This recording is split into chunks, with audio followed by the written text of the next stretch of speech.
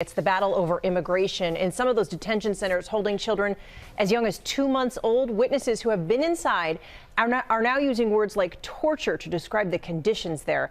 This as President Trump is putting on hold his plan for nationwide deportation raids, at least temporarily. Our senior congressional correspondent Mary Bruce joins us from Capitol Hill. Mary, you've learned that Speaker Nancy Pelosi got in his ear on this one. Yes, Cecilia, the speaker personally lobbied the president not to go through with this, and he is holding off for now, but he's also trying to up the pressure here on Capitol Hill, giving lawmakers just 2 weeks to act on immigration, or else he says he will go ahead with those sweeping raids. But the pressure is also growing on the president now to do something about what is being described to us as absolutely dire conditions at these facilities along the border.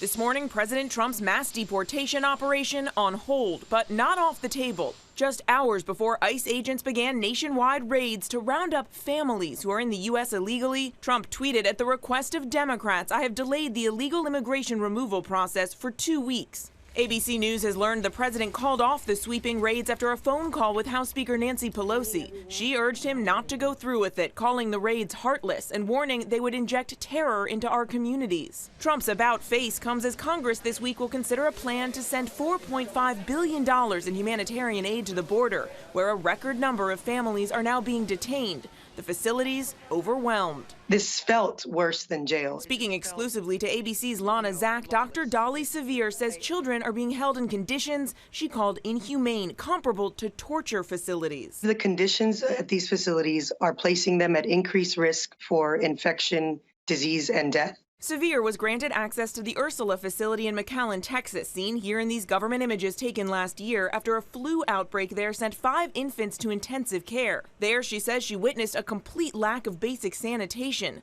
babies drinking from unwashed bottles for days, bright fluorescent lights on 24/7. Attorney Warren Binford, who interviewed children at this facility in Clint, Texas, says children are left to care for each other. They're sleeping on concrete blocks. There are open toilets in the room. There is no soap. These children are being held in a completely inappropriate facility. But when asked about the conditions, the president blamed Democrats. We're doing a fantastic job under the circumstances. The Democrats aren't even approving giving us money. Where is the money? You know what? The Democrats are holding up the humanitarian aid.